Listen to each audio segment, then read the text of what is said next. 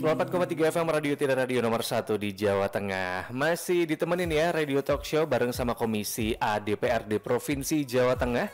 Yang pada hari ini kita senang banget sahabat Tidar bisa kembali kedatangan Bapak anggota Dewan kita yang selain sibuk dengan kegiatannya gitu ya, bisa menyempatkan diri menyapa masyarakat Magelang nih untuk memberikan lagi edukasi terkait dengan tema kita pagi hari ini menuju Jawa Tengah tangguh bencana. Kita udah paham banget gitu, mungkin sahabat Tidar juga sudah mulai merasakan begitu ya, dimana musim pancaroba ya, kemudian udah mulai masuk puncak musim kemarau.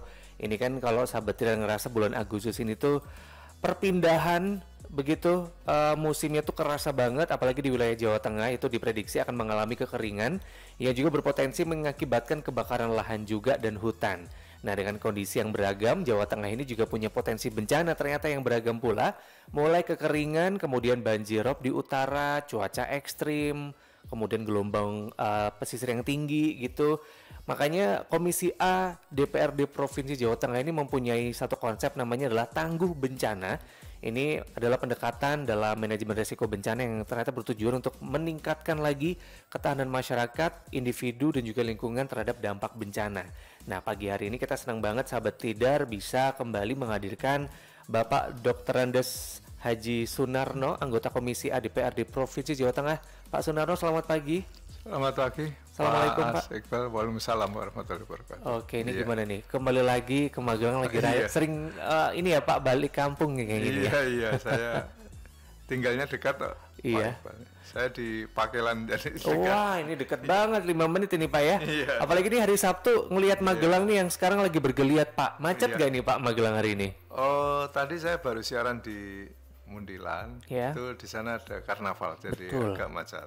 Nah, ini untuk Kota Magelang juga banyak event nih Pak. Ngelihat ini geliat apa namanya ekonomi di kawasan Dapil Bapak nih. Iya. Bapak melihatnya seperti apa nih Pak? Ekonomi ya. Betul. Saya kira cukup baik ya. Apalagi dapil saya itu kan Boyolali, Kabupaten Magelang dan Kota Magelang. Itu suatu daerah yang punya potensi pariwisata yang cukup baik. Betul. Magelang sendiri merupakan magnet baik di negara daerah nasional maupun bahkan internasional. Kita kan punya Candi Borobudur. Betul. Ini potensi yang sudah berlangsung sangat baik untuk membuka lapangan usaha. Betul. Oleh karena itu, monggo aja masyarakat yang berminat untuk bisa berinvestasi di Magelang silakan aja karena masih pemerintah, begitu ya Pak? Iya, pemerintah ini mencanangkan program. Magelang ini salah satunya Candi Borobudur ini merupakan kawasan strategis nasional. Betul. Di mana nanti diharapkan wisatawan baik mancanegara dan domestik ini bisa 20 juta per tahun. Wah, ya. Ini yang diundang untuk datang. Iya, kita mempersiapkan itu. Sementara sekarang ini kita baru sekitar 5-6. Oke. Sampai 6-7 juta lah katakan. Begitu. Jadi depannya prospeknya bagus. Ya, kalau tadi Mas Iqbal menanyakan bagaimana prospek ekonominya sangat bagus. Demikian pula di Boyolali ini juga merupakan ada objek-objek wisata yang sedang dibuka. Betul. Di Selo, di ini juga sudah mulai dibuka di sana. Ya. Tapi ini jelas Pak, kalau kita ngomongin tentang potensi daerah begitu ya, sedikit banyak bergantung dengan kondisi cuaca, kemudian keamanan lingkungan begitu ya Pak ya. Nah, kalau untuk dapil Bapak nih melihat kondisi terkini terkait dengan ketahanan dengan bencana itu seperti apa Pak? Iya. Baik, jadi bencana itu bisa terjadi kapan saja, di mana saja. Betul. Dan oleh karena itu harus ada kesiapan dari masyarakat itu sendiri. Tidak hanya masyarakat, tak juga pemerintah daerahnya, pihak swastanya, perusahaan-perusahaan ini harus ya berkolaborasi, siap menghadapi ketika ada bencana. Makanya tadi temanya tangguh bencana ya. Betul, menuju Jawa Tengah yang tangguh bencana. Iya. Ini kalau boleh apa namanya Pak, dipisahkan gitu, potensi apa sih Pak yang akan mungkin berpotensi di Kota Magelang, di Kabupaten Magelang, atau mungkin di Boyolali Pak, terkait dengan bencana yang mungkin masyarakat ini harus sadar gitu. Iya, iya, baik. Jadi Boyolali, Magelang Kabupaten dan Kota, terutama 2 kabupaten ya. Betul. Baik di Kabupaten Magelang maupun Boyolali itu merupakan kawasan rawan bencana KRB. Betul. Di beberapa titik. Iya. Karena kita tahu bahwa kita punya Merapi ya. Betul. Merapi Ini pun kemarin juga masih terus bergejolak ya, terus ya Pak. Kira-kira 2-3 hari ini Merapi mengeluarkan lava. Betul. Iya. Ini baru ada tanda, ada aktivitas di situ. Oleh karena itu, meskipun ini sudah dipantau oleh apa namanya di instansi yang di Jogja itu, lupa saya. BPPTKG. Iya, BPPTK itu kita dalam keadaan siaga 3. Oke. Untuk ini ya diharapkan masyarakat tetap waspada. Satu ketika terjadi erupsi, masyarakat sudah siap dengan persiapan-persiapannya. Ini tidak hanya itu. Maaf. Iya. Kita juga yang perlu diwaspadai antara lain kebakaran hutan. Jadi kita memiliki hutan-hutan, ya. Ini di daerah lain sudah terjadi kebakaran itu. Betul. Ini diakibatkan oleh kelalaian manusia. Betul. Nah, ini dimohon tingkat kewaspadaannya. Di samping angin puting beliung ini juga ancaman bencana alam di wilayah kita. Itu juga masih di lereng Gunung Merapi Pak ya, atau ada di sekitar kota juga ada? Bisa dideteksi, itu tempat-tempat pusaran angin puting beliung itu ada. Iya. Jadi saya kira BPBD sudah memiliki peta-peta itu untuk meskipun terjadi bisa di mana saja dan kapan saja. Oke. Tapi dipetakan sudah bisa itu. Tapi kalau kita melihat Pak, dari tadi sudah ada pemetaan gitu ya, termasuk rawan sekali atau masih sedang ini Pak? Oh, ini masih belum begitu ya. Oleh karena itu diharapkan masyarakat juga bisa mengikuti ramalan cuaca yang disiarkan oleh BMKG ya. Betul. Bahkan lewat TV nasional itu setiap pagi Betul.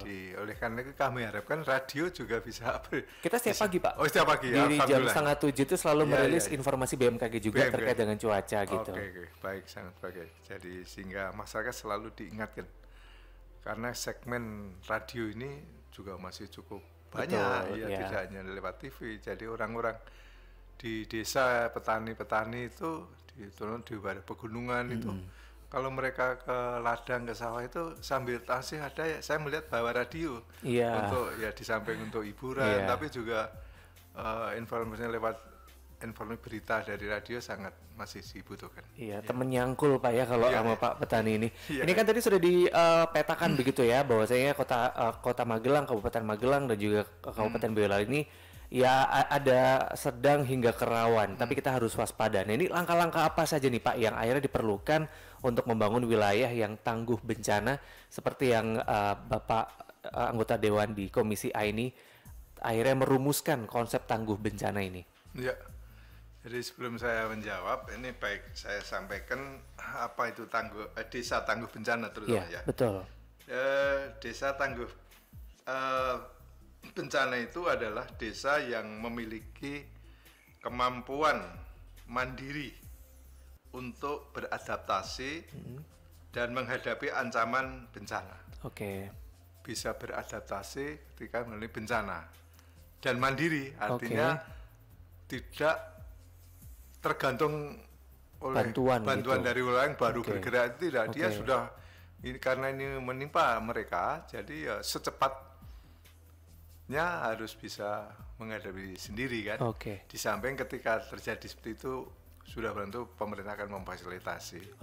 masyarakat juga akan membantu gitu. Itu sudah lazim kita ya. Itu ada berapa Pak desa bencana yang ada di Kota Magelang, Kabupaten dan juga di Kabupaten Boyolali? Saya yang tahu persis di Magelang sudah ada tahun 2002 sudah ada 85. 85 ya.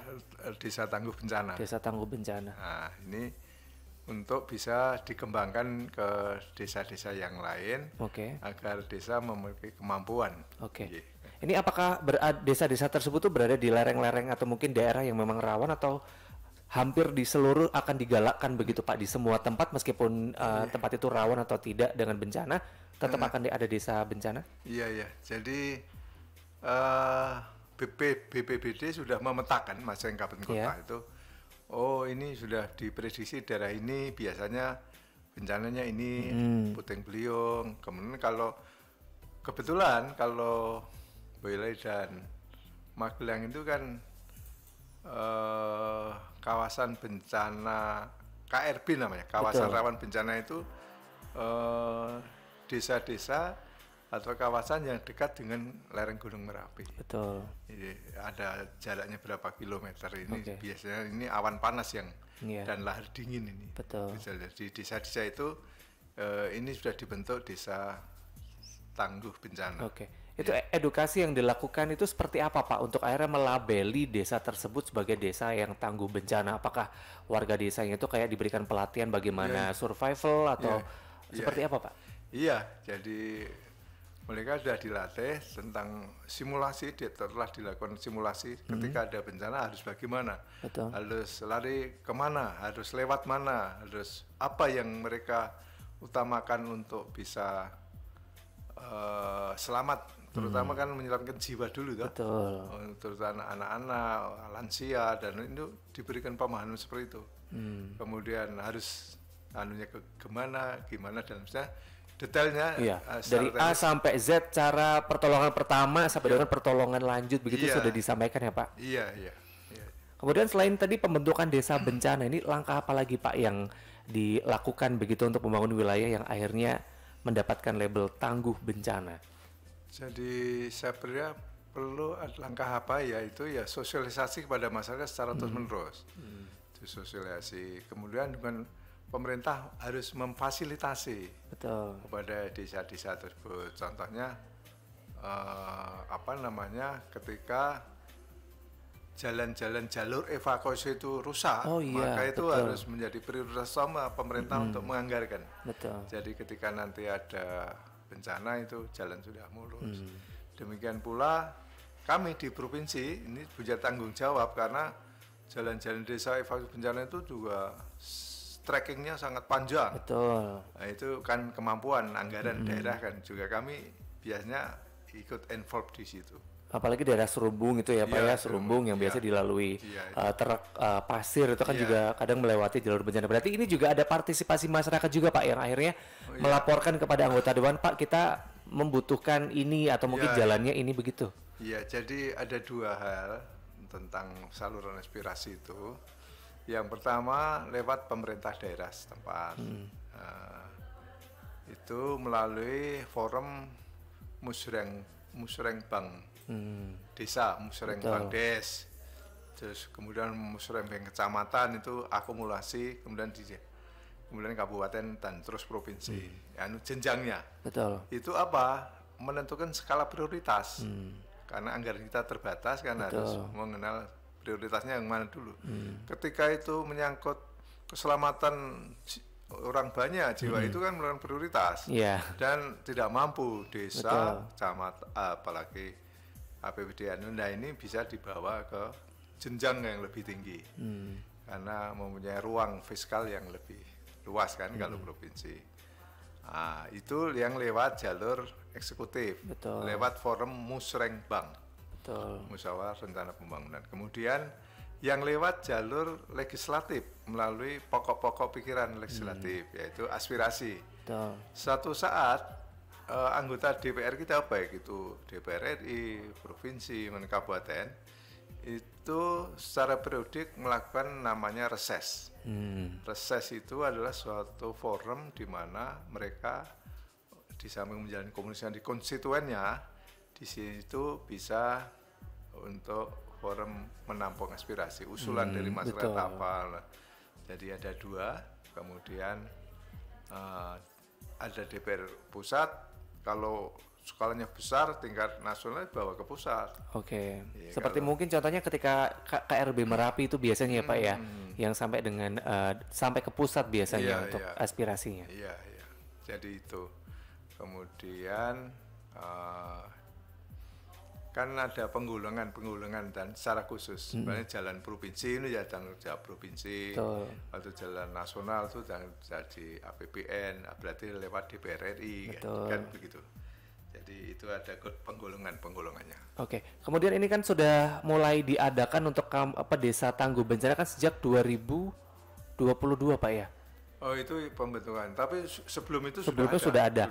Nah ini ada target nggak sih Pak? Apakah semua desa atau semua wilayah di kota, kabupaten dan juga Boyolali ini semuanya tangguh bencana atau hanya di daerah-daerah tertentu saja Pak? Untuk yang lain sih ibaratnya kayak Kota Magelang mungkin tidak dibentuk desa bencana tidak apa-apa karena mungkin potensinya kecil, atau DPRD Provinsi Jawa Tengah ini punya target semuanya harus tangguh dengan bencana? Enggak, semuanya bertahap dan sesuai dengan kemampuan anggaran. Ya, dipilih mana yang paling prioritas, paling memiliki risiko yang terbesar, itu yang mesti harus diutamakan. Nah, jadi itu sistem penganggaran harus begitu, tidak semuanya harus begini, tapi tanpa didukung anggaran kan ya nanti gimana? Yang penting ketika ada bencana pun sudah siap. Goalsnya seperti itu ya Pak ya. Kemudian ini Pak, ini kan bisa dibilang kayak kita melawan dengan alam, melawan dengan hal yang kita tidak tahu begitu ya Pak ya. Mungkin apakah ada tantangan begitu untuk mewujudkan wilayah-wilayah atau membangun desa tangguh bencana terutama yang di daerah rawan ini Pak? Karena kan kita ngelihatnya kita perangnya dengan alam ini Pak sebenarnya. Di samping memang bisa terjadi mana dan kapan saja, ini kan tidak bisa diprediksi. Betul. Tapi ilmu pengetahuan kita kan menuntun terus kita. Upgrade Pak ya. Di samping tadi setiap saat mengikuti siaran BMKG itu salah satu. Yang kedua, sosialisasi sangat diperlukan karena bagaimana kesadaran masyarakat itu belum bisa semuanya. Bagi yang belum ini perlu diedukasi, sosialisasi secara terus-menerus. Oleh siapa? Ya oleh berbagai pihak, terutama stakeholder yang berkepentingan. Kemudian di sana kan juga ada relawan-relawan ya. Di setiap desa-desa itu tempat di mana itu menjadi kawasan rawan bencana itu biasanya ada relawan itu. Nah, ini potensi relawan ini sangat bagus untuk kemudian bisa berkolaborasi antara masyarakat, pemerintah, dan pihak swasta. Bagaimana kolaborasinya? Ya kolaborasinya, kalau pihak swasta kan mereka perusahaan ya. Betul. Ini punya dana namanya CSR. Betul. Nah ini kalau bisa disisihkan untuk sebagian dana untuk penanggulangan bencana alam. Kemudian di pemerintah kabupaten, kota itu kan setiap tahun anggaran juga ada namanya cadangan dana bencana ya. Jadi tak terduga. Jadi biaya tak terduga atau anggaran tak terduga ini bisa disesuaikan ketika seperti Magelang, Boyolali itu tuh risikonya kan terlalu, kalau ada erosi itu ya tidak sama dengan kota Magelang yang risikonya tidak begitu. Jadi itu kolaborasinya. Kemudian bagi masyarakat yang memiliki kemampuan ekonomi juga bisa berpartisipasi. Betul. Ketika ada bencana itu banyak yang membantu dengan sukarela. Betul. Dan ini sudah dibuktikan ketika bencana gempa bumi di Yogyakarta. Ini banyak masyarakat, saya lihat sendiri ini dari Kedu, dari Temanggung, Magelang sendiri. Setiap hari Sabtu Minggu berbondong-bondong ke Bantul, ke Jogja, ke Klaten untuk membantu saudaranya yang sedang tertimpa bencana alam waktu itu. Yang kuyung begitu Pak ya? Yang gotong royong.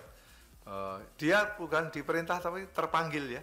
Melihat Betul. saudara-saudara. Ini hal semacam ini perlu ditumbuh kembangkan, perlu dilestarikan karena gotong royong yang nilai luhur ini perlu dilestarikan.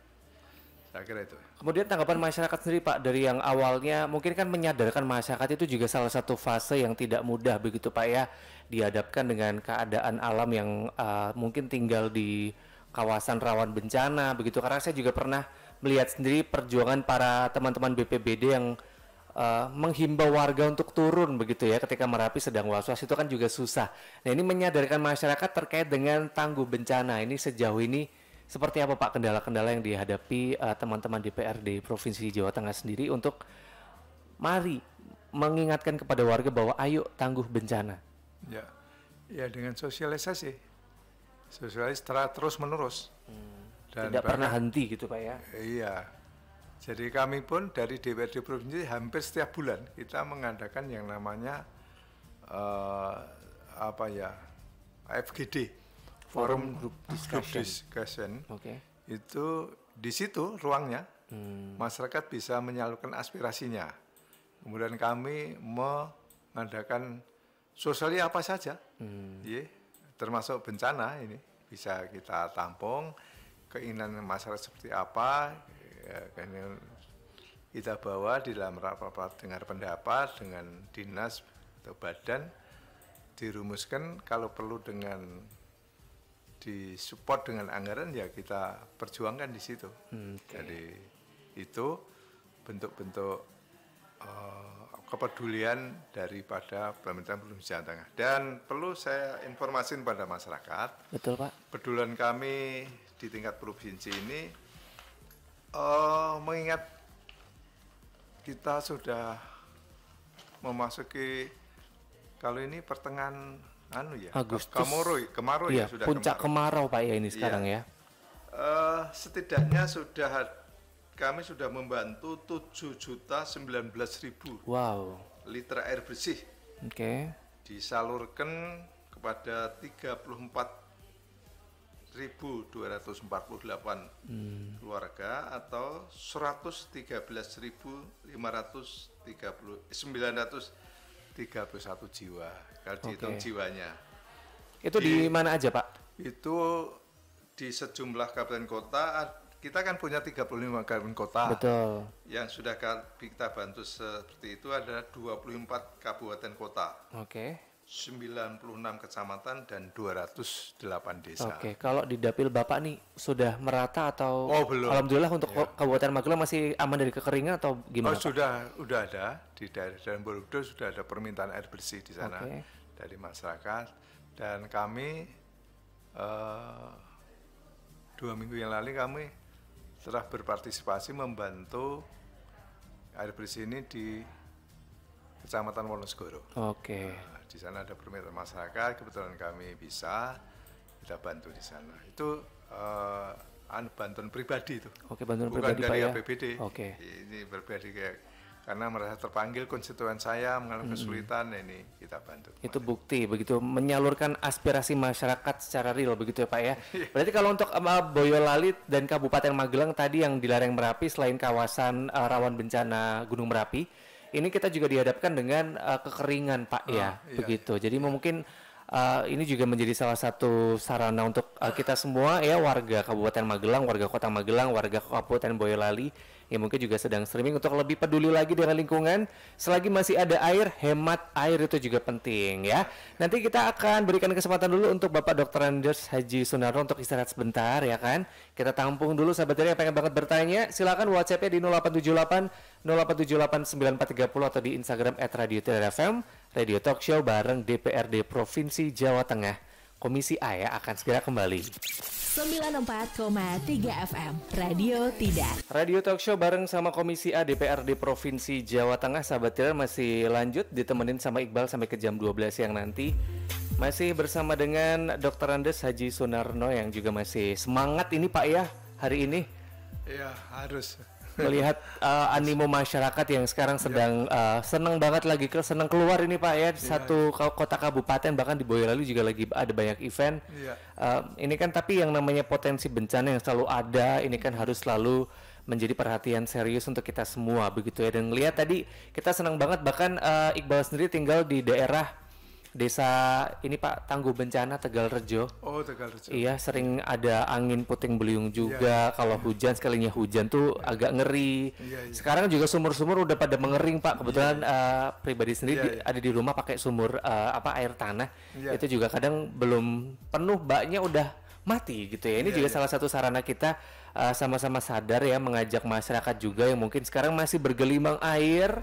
Mari sama-sama berhemat ya, karena sudah ada Borobudur ya, sudah dilaporkan Pak ya, sudah ada kekeringan. Kemudian mana lagi Pak kalau untuk bencana kekeringan sendiri? Ya, terutama daerah-daerah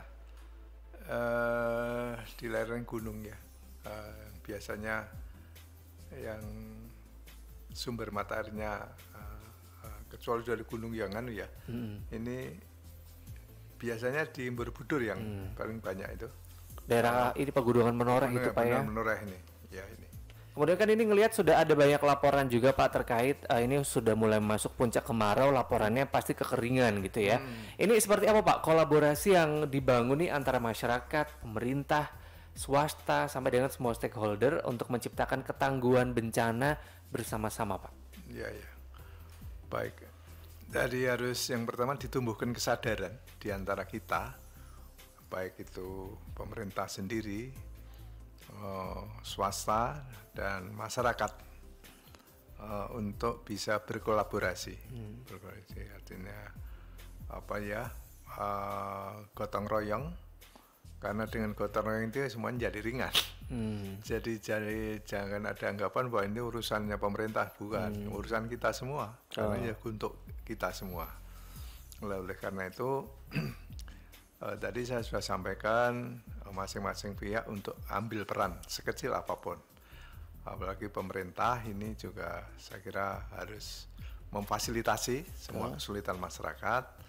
Tapi kepada swasta juga kami mohon kepeduliannya untuk ya sekedar membantu atau bahkan kalau memang ada dana CSR juga sebagian bisa untuk membantu masalah bencana ini kalau ada yang terjadi, dan masyarakat sendiri sudah harus berpartisipasi dalam bentuk apa ya sekecil apapun berpartisipasi.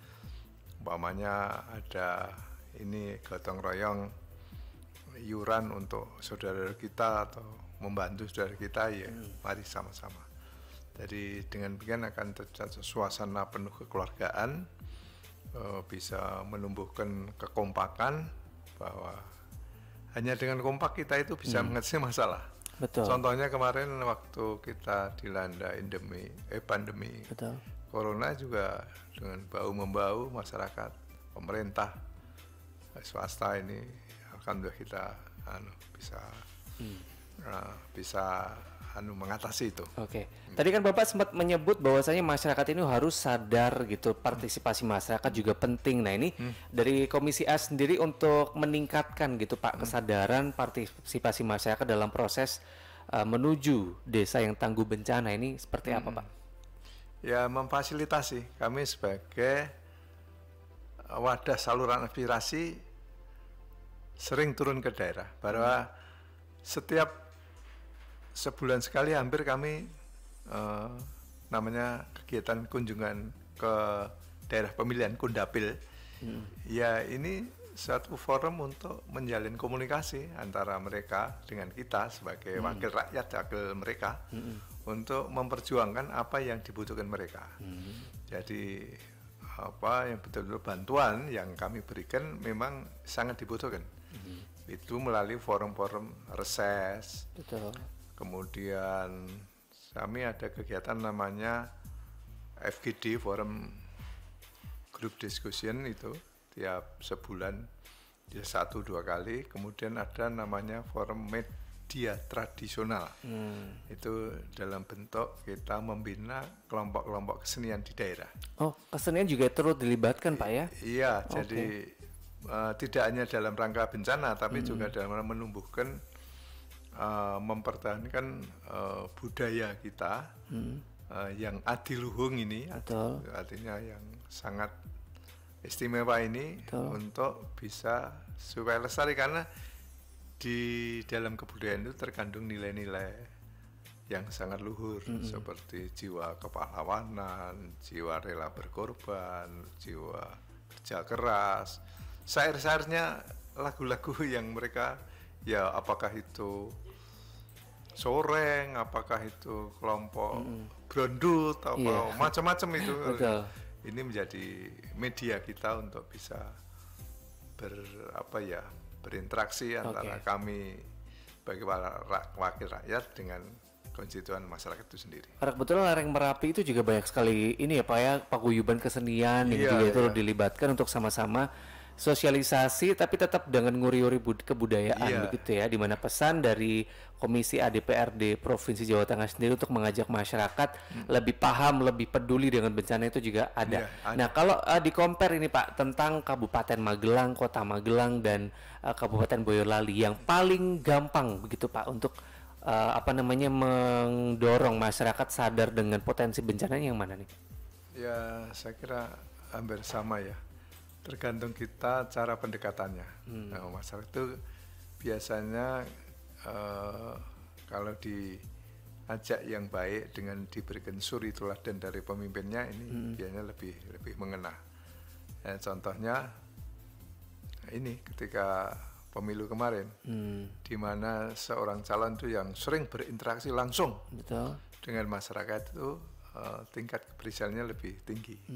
Itu bahwa interaksi langsung, kan ada caleg itu yang hanya menyerahkan pada timnya. Nah, ini jadi belum, kalau sudah dikenal dan mereka merasa dibantu, itu insya Allah dengan program-program itu dan kebetulan programnya juga relate begitu dengan program Desa Tangguh Bencana, sama-sama mengajak hati-hati dengan daerah rawannya begitu. Ya, antara lain itu diselipkan juga. Kan kalau sudah dibuka berbagai aspek kehidupan ditanyakan di situ. Apalagi kalau udah ketemu anggota dewan itu emang hawanya mau curhat aja Pak ya, masyarakat ini. Dan itu memang jadi kewajiban kita tidak bisa mengelak ya itu, karena memang kewajibannya itu memang Bapak lah aspirasi kita tuh kita taruh di pundak Bapak ini.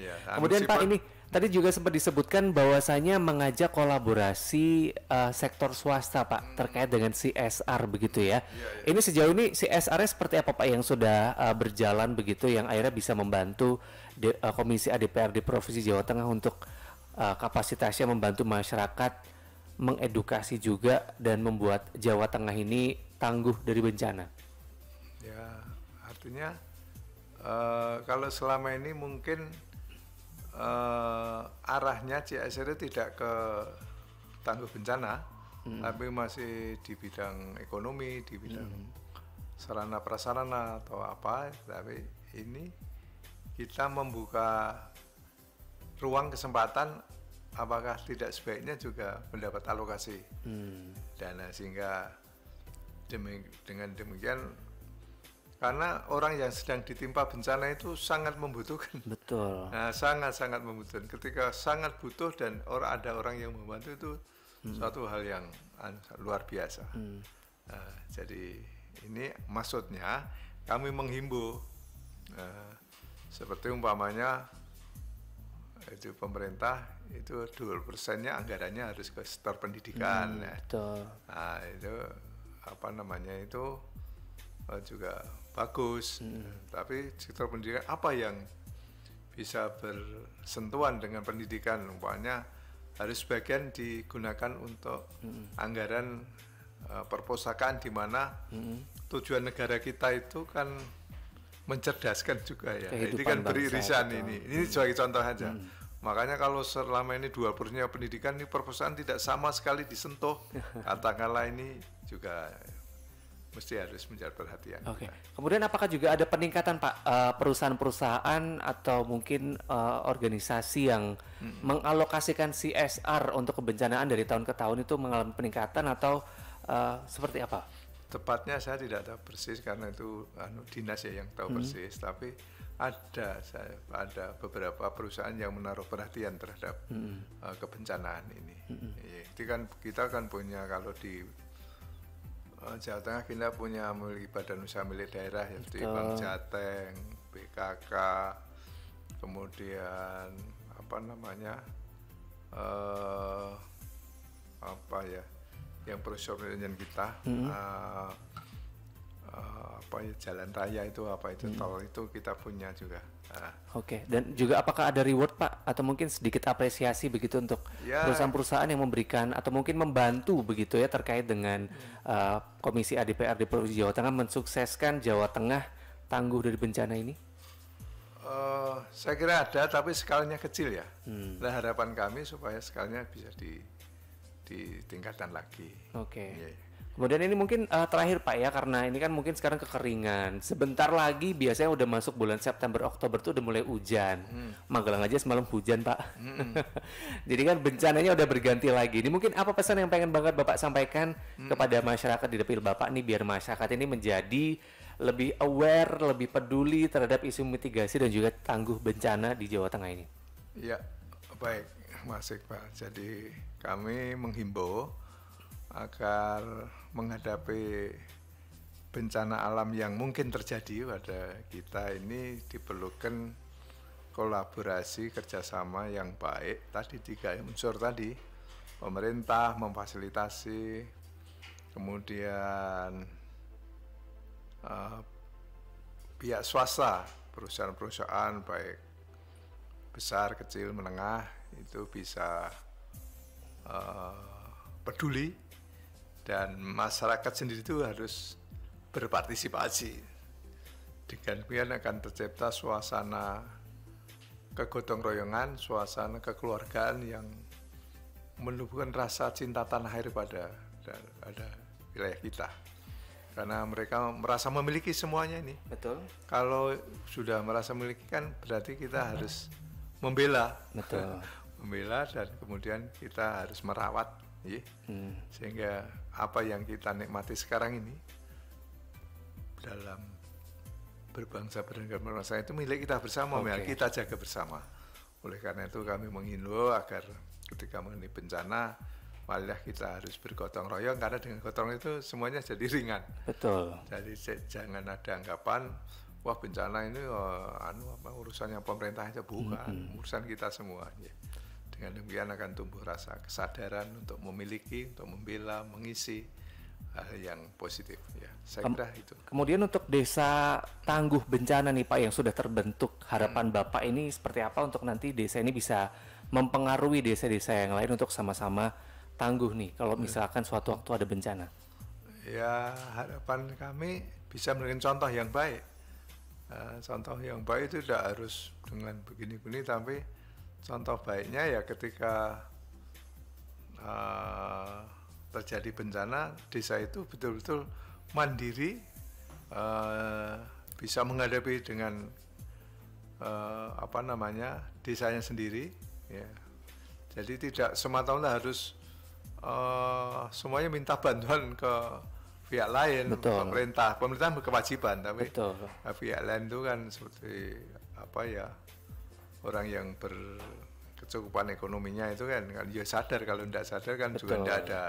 Tapi kita menghimbau lah untuk tumbuh kesadaran itu, sehingga semuanya itu satu keluarga besar, kalau ada yang menderita satu juga dirasakan kita semua. Betul. Ya. Oke, terima kasih sekali lagi untuk Bapak Dr. Andes Haji Sunarso yang sudah hadir di Radio Tidar dalam Radio Talk Show bersama dengan Komisi A DPRD Provinsi Jawa Tengah. Kita bisa tarik kesimpulan bahwasanya Komisi A sendiri sudah bersama dengan masyarakat dan juga pemerintah daerah, bahkan pihak swasta, menghimbau kepada masyarakat bahwa peduli dengan sekeliling begitu ya, peduli dengan kerawanan bencana itu sudah harus menjadi hal yang kita harus lakukan. Dan pemerintah juga sudah memberikan fasilitas begitu, sosialisasi terkait desa-desa atau daerah-daerah rawan bencana yang harus masyarakat juga paham dan memiliki sense of mitigasi yang tinggi begitu ya. Terima kasih sekali lagi untuk Bapak Dr. Andes Haji Sunarno. Sehat selalu Bapak, Amin, amin. Sukses selalu juga, Amin. dan membuat Jawa Tengah sukses juga untuk program Tangguh Bencana. Amin, amin. Dan demikian Sahabat Tidar Radio Talk Show untuk pagi hari ini. Untuk Sahabat Tidar jangan sampai kelupaan ya. Tetap mitigasi bencana itu penting. Dan harus juga kita paham ya potensi bencana di daerah kita, apalagi kalau misalkan daerah Sahabat Tidar sendiri termasuk daerah-daerah yang agak rawan, harus punya sense of mitigasi. Nanti kita akan lanjutkan lagi untuk Radio Talk Show bareng sama Komisi ADPR di Provinsi Jawa Tengah. Jangan lupa terus dengerin Radio Tidar, radio nomor 1 di Jawa Tengah. 94,3 FM, Radio Tidar.